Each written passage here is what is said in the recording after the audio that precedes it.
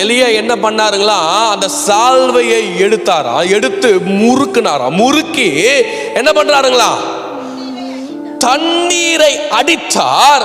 அந்த சால்வை அடித்த உடனே தண்ணீர் என்ன ஆயிடுச்சுங்களா, இரு பக்கமாய் பிளந்ததாம்.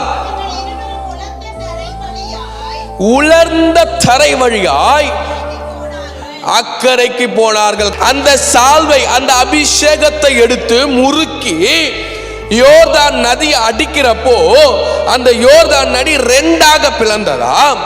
அதன் வழியாக அந்த அபிஷேகம் பெற்றவர்கள் என்ன பண்றாங்கன்னு சொன்னா, உலர்ந்த தரையில் நடக்கிறது போல அக்கறையில் சேர்ந்தார்களாம். ஆமென், அல்லேலூயா.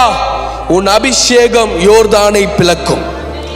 உன் அபிஷேகம் பிளந்த யோர்தானின் நடுவிலே உன்னை நடக்க வைக்கும். உன் அபிஷேகம் உன்னை அக்கறையில் சேர்க்கும். அப்படின்னா என்ன அர்த்தம் அப்படின்னு சொன்னா, உங்கள் அபிஷேகம் ஒரே இடத்துல ஸ்தோத்திரம் பிளாக் ஆக்கி உங்களை நிக்க வைக்காது. ஐயா நான் என்ன செய்யறதுன்னு சொல்லி தெரியலையே ஐயா, நான் என்ன பண்றதுன்னு தெரியலையே ஐயா, என் எதிர்காலம் எப்படி இருக்குன்னு எனக்கு தெரியலையே ஐயா, ஐயா நான் இந்த பிரச்சனையில மாட்டிப்பேனா ஐயா, இப்படி எல்லாம் சொல்லிட்டு என்னை திக்கி திணற வைக்காது. என்னுடைய அபிஷேகம் பிளந்து அதன் வழியாய் நடந்து அக்கறைக்கு கொண்டு போய் என்னை சேர்க்கும் வழியான கிருபைகளை கொண்டதுதான் என்னுடைய அபிஷேகம். ஆமென், அல்லேலூயா.